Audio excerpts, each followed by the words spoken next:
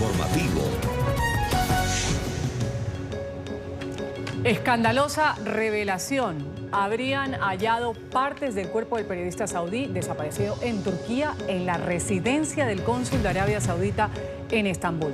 Según reseña el medio británico Sky News, restos del cadáver de Jamal Khashoggi, con el rostro desfigurado, fueron encontrados en los jardines del domicilio, donde los forenses realizaron una larga revisión. El presidente de Turquía dice que este horrendo crimen fue planeado. En NTN 24 vamos a reconstruir con videos de cámaras de seguridad cómo fue el último día de este reportero crítico de la monarquía saudí, cuya muerte escandaliza al mundo. No se pierda la crónica más adelante en esta emisión.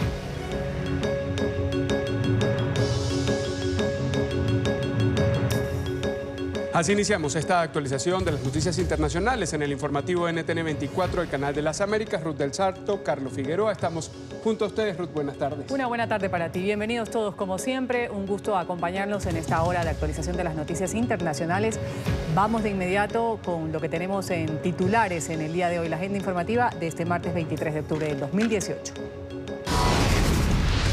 Con vientos sostenidos de más de 200 kilómetros por hora, el huracán Huila continúa aproximándose a las costas de México. En las últimas horas se ha degradado a categoría 3, pero sigue siendo muy peligroso. Se espera que toque tierra esta tarde en los límites de los estados de Nayarit y Sinaloa. Decenas de familias han resultado afectadas luego de las lluvias que se registraron en Caracas este lunes. Espere más información en minutos. Conmovedoras historias de los migrantes centroamericanos que caminan hacia Estados Unidos. Entre la multitud que avanza por México hay cientos de madres que lo abandonaron todo por un mejor futuro para sus hijos. El embajador de Honduras en México le responde a Donald Trump. Dijo que no hay pandilleros de la Mara Salvatrucha ni terroristas en esta caravana migrante, como lo asegura el presidente de los Estados Unidos.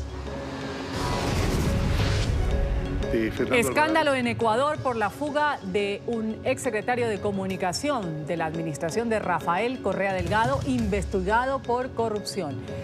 Se quitó el grillete electrónico que tenía colocado, lo lanzó a una quebrada y el presidente Lenín Moreno ha anunciado ya la destitución de toda la cadena de mando responsable del seguimiento del imputado. Después de un nuevo capítulo de tensiones, el presidente de Rusia quiere volver a reunirse con Donald Trump. Vladimir Putin propuso un encuentro con el mandatario estadounidense el próximo 11 de noviembre en París. En los deportes, noche de fútbol en el continente. River y Gremio van a jugar semifinales de la Copa Libertadores, mientras en la Sudamericana Santa Fe y Cali van a disputar el duelo colombiano en cuartos de final. Cambio en el poder. Con la muerte de Frank Underwood, se estrenó la 6ª temporada de House of Cards. Kevin Spacey, el actor que interpretaba el célebre personaje, desaparece de la serie. Esto luego del escándalo de abuso sexual que lo enlodó.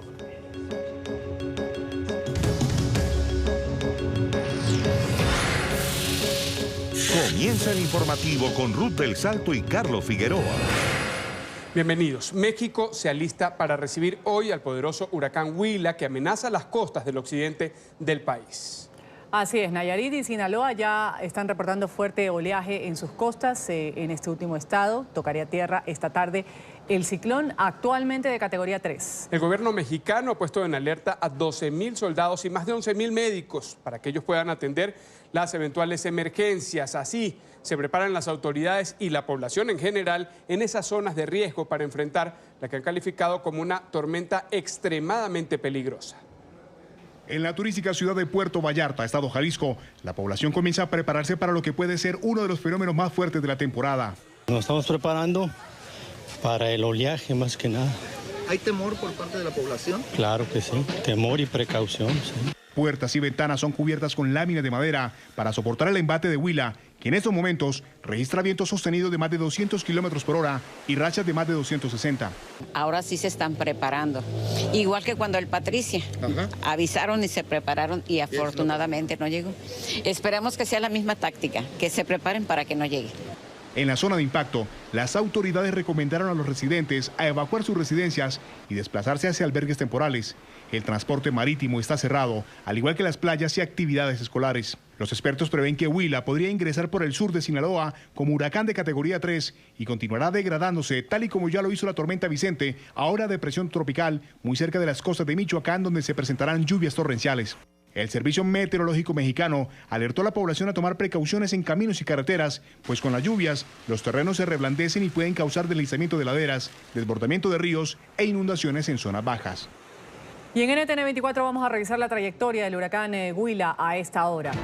El poderoso ciclón se encuentra sobre la Reserva Ecológica Islas de Mazatlán, en el Pacífico mexicano. Este fenómeno, que se formó el pasado sábado, presentaba esta mañana vientos sostenidos de 215 kilómetros por hora y rachas de 260 kilómetros por hora. Además, se desplaza a 7 kilómetros por hora. Está previsto que toque tierra en menos de 7 horas, justo antes del atardecer. Huila impactaría muy cerca de la ciudad de Escuinapa de Hidalgo, en el estado de Sinaloa, en el este del territorio mexicano. En Nicaragua ha aumentado 21 el número de muertos tras la ola invernal que afecta al país desde comienzos de este mes. De acuerdo con las autoridades, 17 de las víctimas mortales fueron reportadas en la última semana.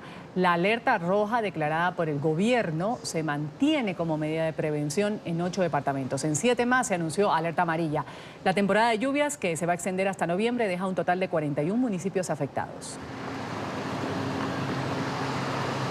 Y también en Venezuela hay alerta por las lluvias de los últimos días. Las precipitaciones han ocasionado caída de árboles, derrumbes de viviendas y avenidas completamente inundadas. Un bebé de 7 meses ha perdido la vida luego de que el techo de su vivienda colapsara por un deslizamiento de tierra. NTN 24 está en una de las zonas más afectadas. Oliver Fernández nos reporta. Hola, muy buenas tardes, gracias por este contacto. Hasta ahora nos encontramos en el barrio Los Bomberos de Petare, uno de los barrios más afectados luego de las lluvias que se registraron este lunes acá en Caracas. Quisiera mostrarles cómo han quedado las casas en este lugar. 1,50 m subió el nivel del río Guaire, que pasa justamente a un lado de esta localidad caraqueña, al este de la capital venezolana. Como ustedes pueden observar, estas personas o esta familia perdió casi todos sus enseres, así como la mayoría de las casas y las familias que se encuentran en esta localidad. Como ustedes pueden observar, muchos de ellos están tratando de recuperar algunos de estos enseres, también lo que son las cocinas, las lavadoras, incluso la ropa. Tuvimos la oportunidad de conversar con varias de estas personas y nos contaron el momento de la crecida del río Guaire, y también muchos de ellos quedaron solo con lo que llevaban puesto. Vamos a verlo. Eso fue cuestiones de segundos, no dio tiempo de nada. No dio tiempo de nada. ¿Qué pudo salvar? Salvé unos muebles, un televisor, pero lo demás lo perdí. No tengo cama, no tengo nada, ni la ropa, lo que tengo puesto. Eso fue lo único. Sí, con la ropita que tenía puesta encima, porque no nos dio chance de nada. Aquí lo que había era que salir y salvar la vida, más nada. Se perdió todo. ¿Y han tenido asistencia de la gobernación? Los únicos que han venido hasta ahora son ustedes. También estuvimos en el barrio La Línea de Petare, donde el río Guaire causó estragos. Algunos talleres mecánicos se perdieron y talleres de costuras. Veamos. Yo estaba aquí adentro tratando de alzar, porque yo coso. Entonces estaba tratando de alzar las costuras y ellos me ayudaron. Uno me tuvo que cargar para sacarme porque esto estaba hasta ahí y yo estoy operada de la pierna.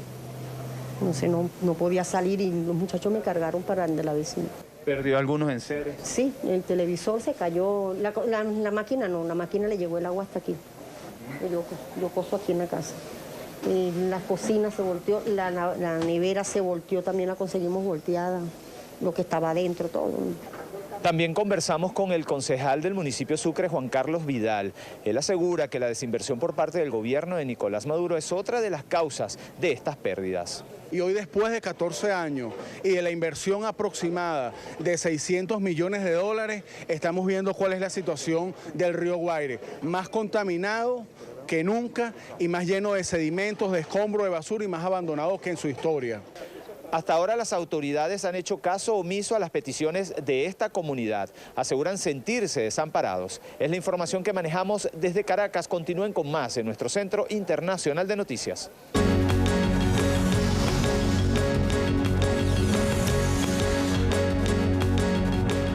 Tenemos fuertes indicios de que este asesinato no se debió a un incidente momentáneo, sino que es más bien una operación planificada. El presidente de Turquía, Recep Tayyip Erdogan, aseguró que el asesinato del periodista saudí Jamal Khashoggi fue premeditado. Justamente el reportero habría muerto en el consulado de Arabia Saudí en Estambul. Una cadena británica afirma que los restos de este comunicador con el rostro desfigurado han aparecido en los jardines de la residencia del cónsul de esta ciudad de Turquía. Los videos captados por cámaras de seguridad en el consulado saudí en Estambul y en el apartamento del periodista permiten recrear cómo fue ese último día de vida de Jamal Khashoggi, crítico de la monarquía en su país. El triste final de Jamal Khashoggi, el periodista saudí exiliado en Estados Unidos, inició el 2 de octubre. Cámaras de seguridad graban cuando llega en compañía de su novia hacia el mediodía a su lugar de residencia y pasados 25 minutos salen rumbo al consulado. Caminan tomados de la mano, intentan tomar un taxi y cruzan la calle. A la 1:13 de la tarde llegan a la primera zona de seguridad del consulado. Se despide de su novia, lo requisan y entra caminando al lugar. Ese sería su último registro con vida. Ya adentro, su suerte sería distinta. Las críticas a la monarquía de su país habrían sido el detonante para un viaje sin retorno. Khashoggi cumplió una cita en el consulado para obtener unos documentos relacionados con su divorcio, puesto que se casaría nuevamente en una semana. Fuentes anónimas turcas aseguran que en el lugar el periodista fue torturado, asesinado y desmembrado. Otras imágenes en el mismo día muestran pasadas las 3 de la tarde movimientos de vehículos que entran y salen del consulado. Incluso una de las cámaras capta a la novia del comunicador, quien aseguró a las autoridades que ese día lo estuvo esperando a la salida durante 11 horas, pero nunca tuvo noticias de él. En lo que pareciera un intento por desviar la presión mediática, hoy se revelaron aspectos de la investigación y la presunta utilización de un doble para confundir a las autoridades. En los videos revelados se ve a un hombre con talla, figura y ropa similar a la del periodista caminando por las calles de Estambul. Usa camiseta negra, camisa gris y gafas, tal y como las portaba el periodista el día de su desaparición. El hombre encargado de personificar a Khashoggi entró al consulado el mismo 2 de octubre a las 11:03 de la mañana, es decir, 2 horas antes que el reportero. Los investigadores notaron que los zapatos en ambos casos eran los mismos.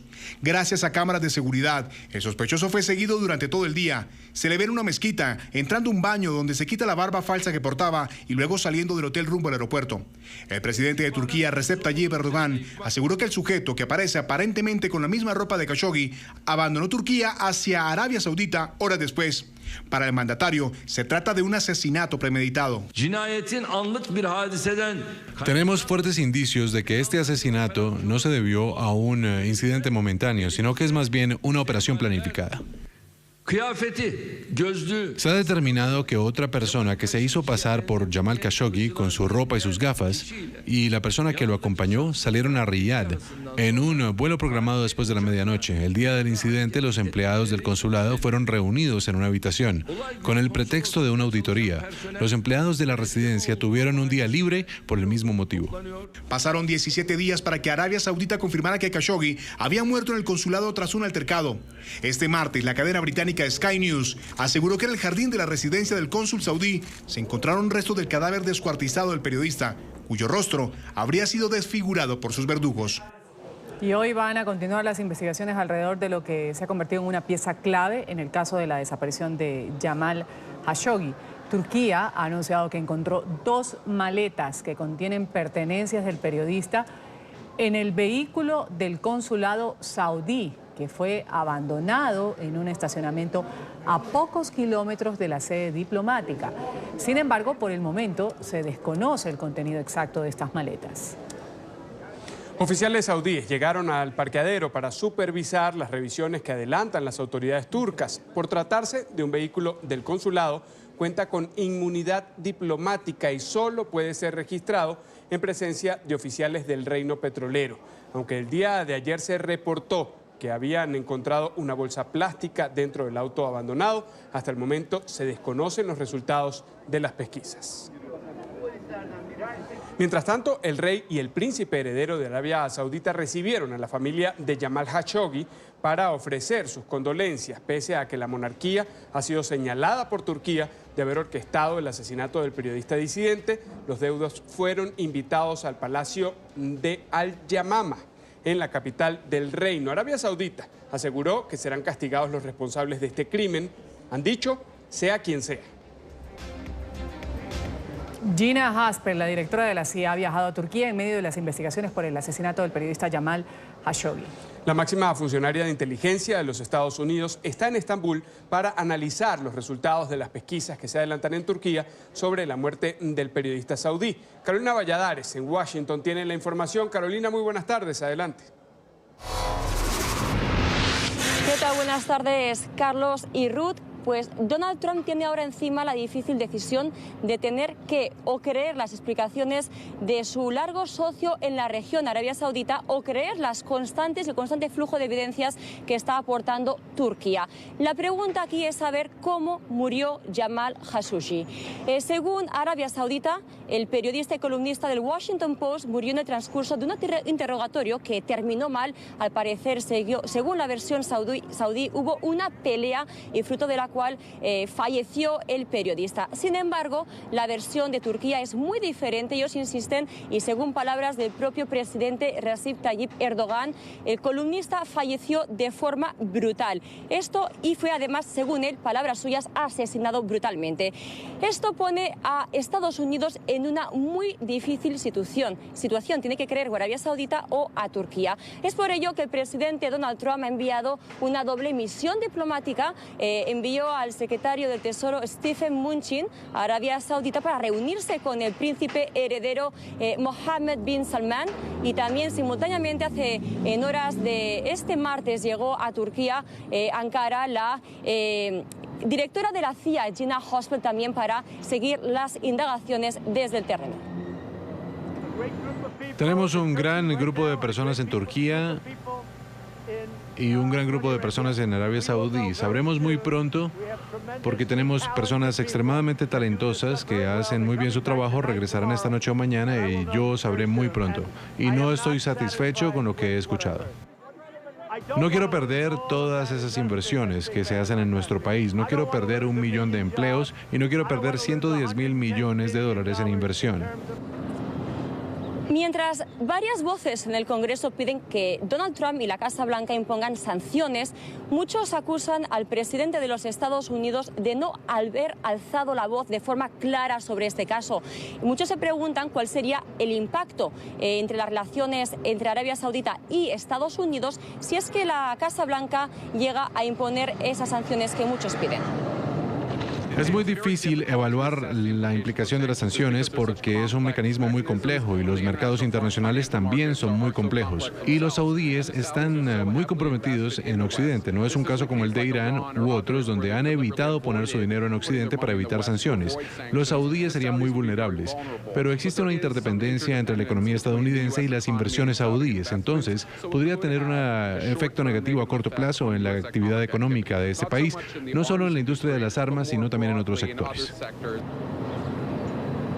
Además, aquí en Washington son muchas las organizaciones no gubernamentales que se preguntan también cuál sería el impacto del hecho de que Donald Trump no imponga un castigo severo, duro, contra el régimen o el gobierno, de hecho también de Arabia Saudita. Muchos de ellos piensan que de no hacerlo podría tener un impacto en el derecho de expresión de los periodistas y también en la seguridad de muchos disidentes que viven fuera de territorio saudí. Él está perpetuando una narrativa de impunidad, donde los actores autoritarios que están del lado de los Estados Unidos se pueden salir con la suya. Y hay tantos regímenes opresores, no solamente en Medio Oriente, sino en el mundo. Y creo que muchas personas que han tenido que huir de esos países van a estar muy preocupados si no hay una respuesta fuerte. Porque si eso no ocurre, hay poco incentivo para que esos regímenes eviten hacer lo mismo en el futuro. Habrá que esperar pues a que regresen tanto el secretario del Tesoro como la directora de la CIA para ver qué versión de los hechos cree el presidente de los Estados Unidos, Donald Trump. Desde Washington, Carolina Valladares, ustedes sigan con más información en el Centro Internacional de Noticias. Adelante.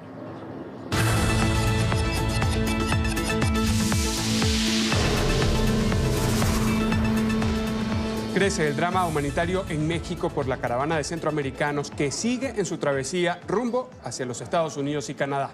Son al menos 7.500 migrantes que avanzan por territorio mexicano a pie, en camiones y en buses. Esto en medio de difíciles condiciones, muchas veces sin comer o bajo el sol inclemente. Entre la multitud hay cientos de madres que lo abandonaron todo por un mejor futuro para sus hijos.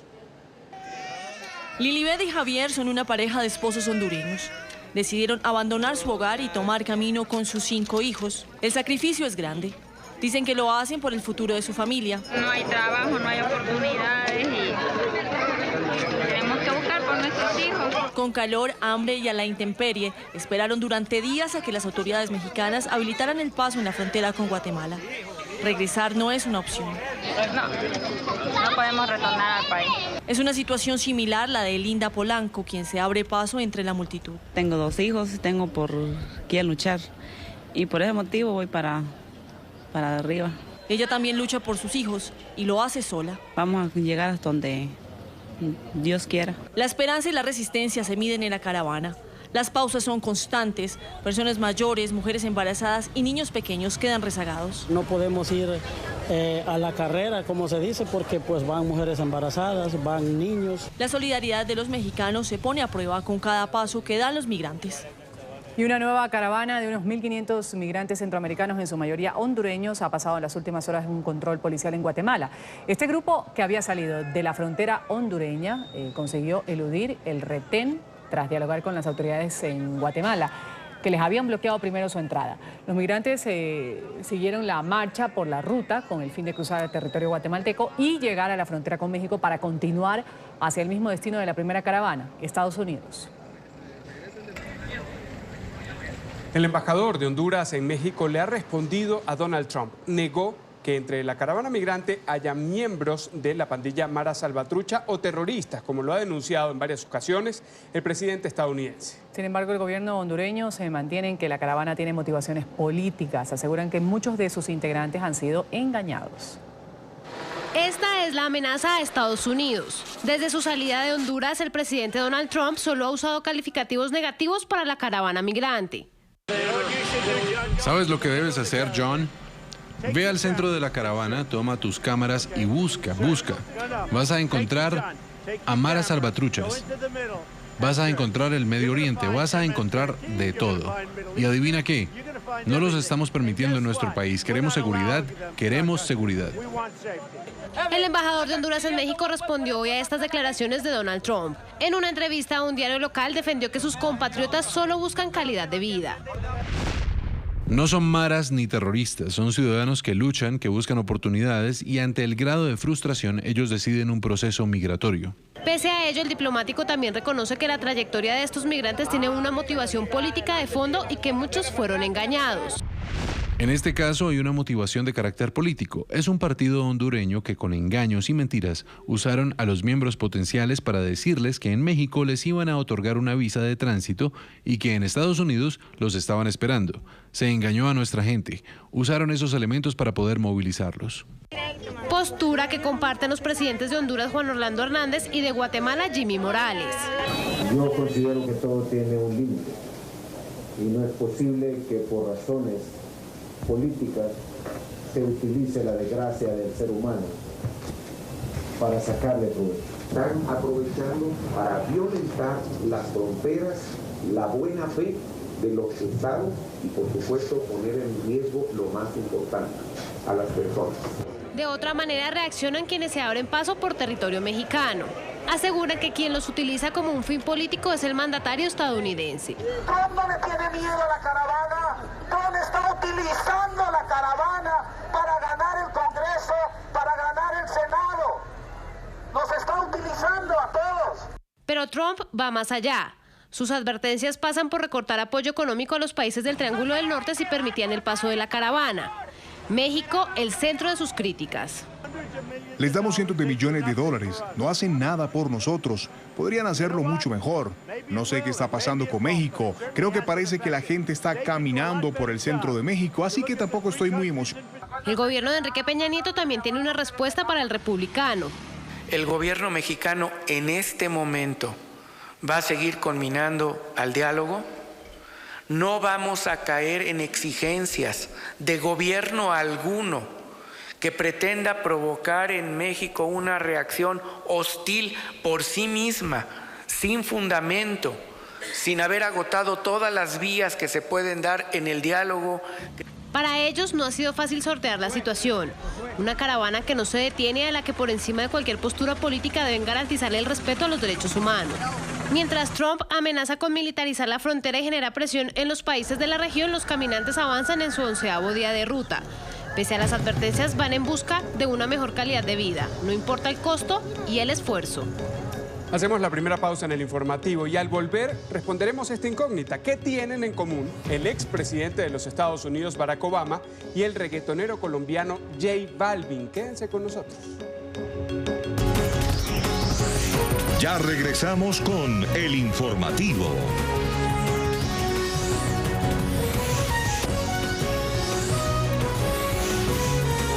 Continuamos con el informativo.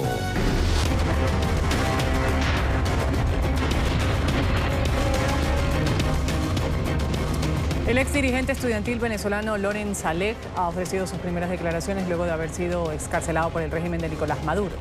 Desde el exilio en Madrid le ha enviado un mensaje al expresidente de Colombia, Juan Manuel Santos. Bajo su gobierno se dio la orden de expulsarlo de Bogotá y entregarlo a las autoridades venezolanas hace 4 años. Marcelo Moncayo tiene las declaraciones. Marcelo, buenas tardes. Hola, ¿qué tal? Un saludo para todos ustedes desde Madrid, amigos televidentes. Este día en la Asociación de la Prensa de Madrid se dio la primera rueda de prensa del expreso político venezolano Loren Saleh, quien ahora se encuentra exiliado aquí en España desde el pasado 13 de octubre, luego de que, como ustedes saben, el gobierno del presidente Nicolás Maduro decidió dejarlo en libertad para que él viaje hacia España. Todo esto gracias a las gestiones del gobierno del presidente Pedro Sánchez. Esta fue la primera rueda de prensa en donde Loren Saleh habló con total tranquilidad sobre sus experiencias. Contó las veces que fue torturado en las cárceles venezolanas y además de la tristeza que él tiene de que todavía haya presos políticos en Venezuela que están sufriendo y que sobre todo están siendo víctimas de torturas. Es para obligarte a asumir algo que no hiciste. Es para obligarte a declarar algo que es mentira. Es para someterte a ser parte de la simulación de un hecho punible. Por eso, esa necesidad de agarrarte, golpearte, aplastarte, encerrarte, burlarse de todo, pasar por encima de la justicia, abogados, de todo, hacerte sentir como la cosa más inferior que pueda existir en el planeta. Amigos televidentes, pero Loren Saleh también recordó que fue por decisión del ahora expresidente de Colombia, Juan Manuel Santos, que él terminó entregado a las autoridades venezolanas y por eso aseguró que ya habrá el momento para mirarse cara a cara con Juan Manuel Santos y hablar de lo sucedido en un tribunal. Bueno, soy un caballero. Y él es un expresidente. Lo saludaré con respeto y lo que tenga que decir se lo diré en algún momento. En cuanto a mi caso, se lo diré en algún momento en un tribunal. Se lo diré en un tribunal. El premio Nobel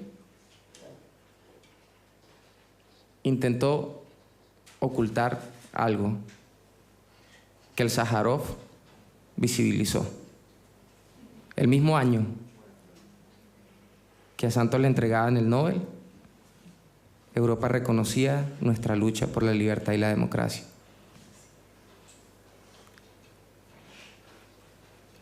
Nuestra labor en Colombia fue una labor como activista en derechos humanos. Televidentes de NTN 24, Loren Saleh asegura ahora que seguirá luchando por la libertad, por la democracia en su país desde Venezuela, porque su objetivo, aseguró, es poder volver a su país. Este es el informe, sigan ustedes con más aquí en NTN 24. Hasta pronto.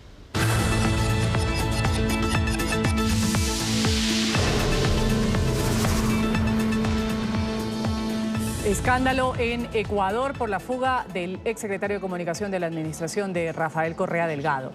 El presidente Lenín Moreno ha anunciado la destitución de varios funcionarios del sistema penitenciario y de vigilancia ciudadana por este hecho.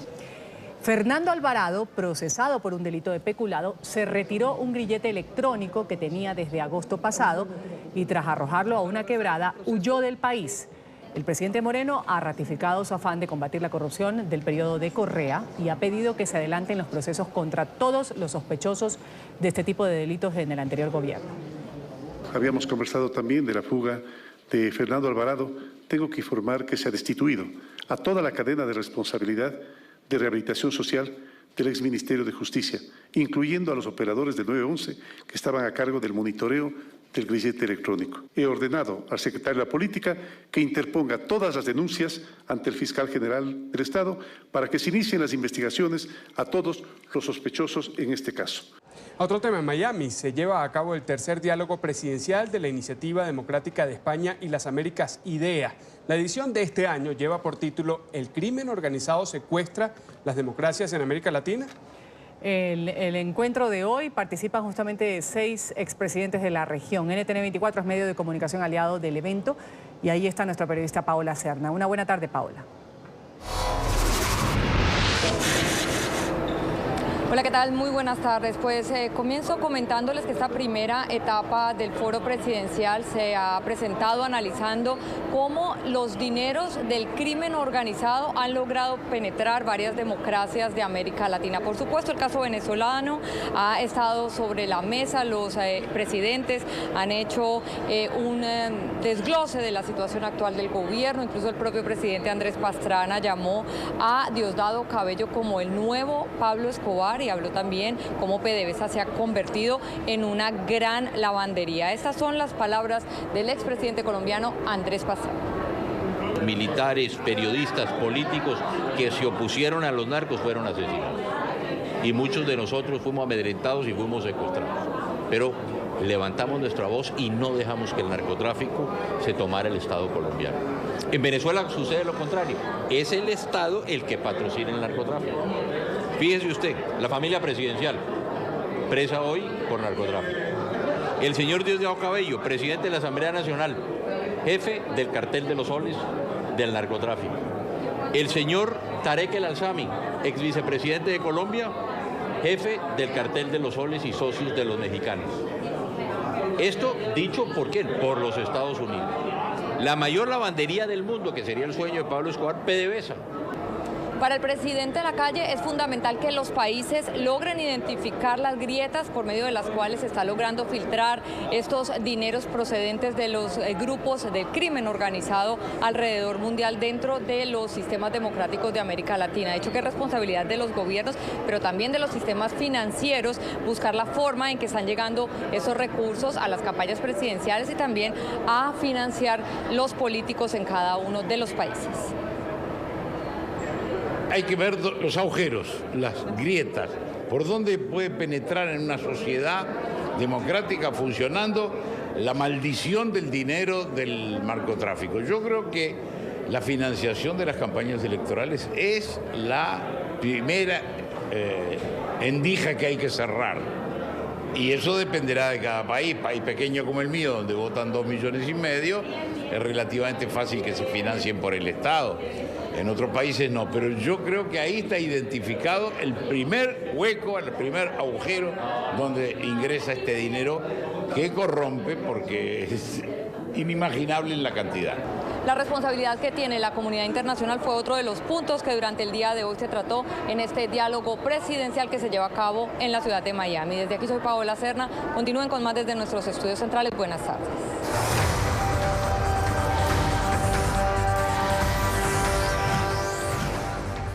Cuenta regresiva para las elecciones de medio término en los Estados Unidos. Demócratas y republicanos concentran su energía en movilizar a la mayor cantidad de votantes a su favor. El electorado latino tiene el potencial de jugar un papel definitivo, especialmente en contiendas reñidas. Más de 29 millones de hispanos están habilitados para participar. Alejandro Rincón desde Nueva York tiene el reporte hasta ahora. Alejandro.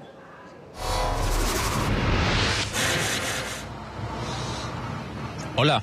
Buenas tardes. Desde la contienda por la Casa Blanca de 2016, Estados Unidos no entraba en un proceso electoral de tanta importancia como por el cual atraviesa ahora. En 2 semanas, los 435 escaños de la Cámara de Representantes están en juego, así como 1/3 de los puestos del Senado, incluyendo también importantes contiendas dentro de los congresos a nivel estatal por todo el país. En este proceso, más de 29 millones de latinos están habilitados para participar de esa jornada electoral. Y es allí en donde empieza a perfilarse ya una de las posibles principales características de estas elecciones de medio término de 2018, un mayor ánimo entre la comunidad hispana de los Estados Unidos para ser parte de este proceso electoral. También, por ejemplo, el aumento en la participación de candidatas mujeres que quieren llegar a tener estos puestos de elección popular. Y es justamente en estos 2 argumentos donde confluyen realidades como, por ejemplo, la que vive ahora mismo el estado de Nueva York, en donde ya se empiezan a ver mayores intenciones de los latinos por votar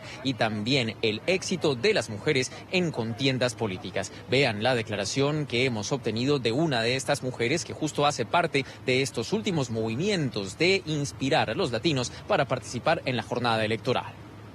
Ya empezamos a ver que este año sí es diferente. Con las elecciones de Alexandria Ocasio, con las elecciones que nos tocó a Jessica Ramos, a mí, vimos que la gente salió, el número de votantes se triplicó.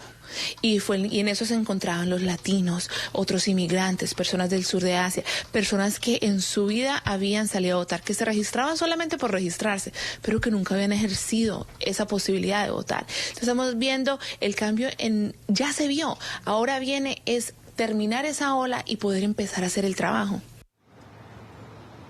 El caso del estado de Nueva York es el que podría replicarse en otros lugares de la Unión Americana. En todo caso, de cara a estas elecciones, de las cuales estamos a 2 semanas, están cada vez más intensas esas competencias, sobre todo porque estas elecciones son consideradas como un referendo a la actual Casa Blanca. Es todo lo que tenemos para ustedes por ahora. Continúen con más en el Centro Internacional de Noticias. Muchísimas gracias, Alejandro. Y en medio de esta recta final para las elecciones de medio término, escuchen esto, el cantante colombiano J Balvin ha recibido un inesperado elogio. Ocurrió en medio de un acto de campaña del Partido Demócrata que se realizó en Las Vegas. El expresidente Barack Obama reconoció el talento de este artista con esta frase: ¿quién no ama a J Balvin y al reggaetón? Balvin fue el encargado de hacer el intermedio musical en este evento político. Trajimos algunos shows hoy. ¿Saben a quién no le gusta J Balvin y el reggaetón? Estuve tras bambalinas. Afortunadamente no había cámaras y me puse a improvisar. Aquí hacemos otra pausa en NTN 24 y al volver hablamos de Putin y de Trump. Por segunda oportunidad se van a reunir. Ambos volverían a juntarse en las próximas semanas. Ya regresamos con el informativo.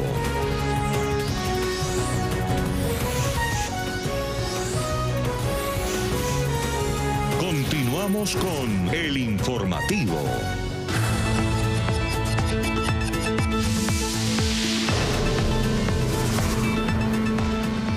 Comienza a dibujarse un posible segundo encuentro entre los presidentes de Estados Unidos y Rusia durante su reunión con el asesor de la Casa Blanca para la Seguridad Nacional, John Bolton, en Moscú. Vladimir Putin no descartó un nuevo cara a cara con Donald Trump. Ocurriría el próximo 11 de noviembre en París, fecha en la que se celebrará el centenario del fin de la Primera Guerra Mundial. Bolton luego dijo que Trump aceptaría una reunión informal, pero no una cumbre como la de Helsinki. Solo para darles un par de cosas importantes de las que discutimos, el presidente Putin dijo al principio de la reunión del día de hoy, cuando estaba ahí la prensa, estas son sus palabras, que sería útil continuar con un diálogo directo con el presidente de los Estados Unidos, sobre todo en los eventos internacionales que ocurrirán próximamente, por ejemplo, en París. Por supuesto, si el lado estadounidense está interesado. Yo contesté que sí, que el presidente Trump estaría ansioso de reunirse con él en París, entonces haremos los arreglos necesarios, pero ocurriría en conexión con la celebración número 100 del armisticio que llevarán a cabo los franceses el 11 de noviembre.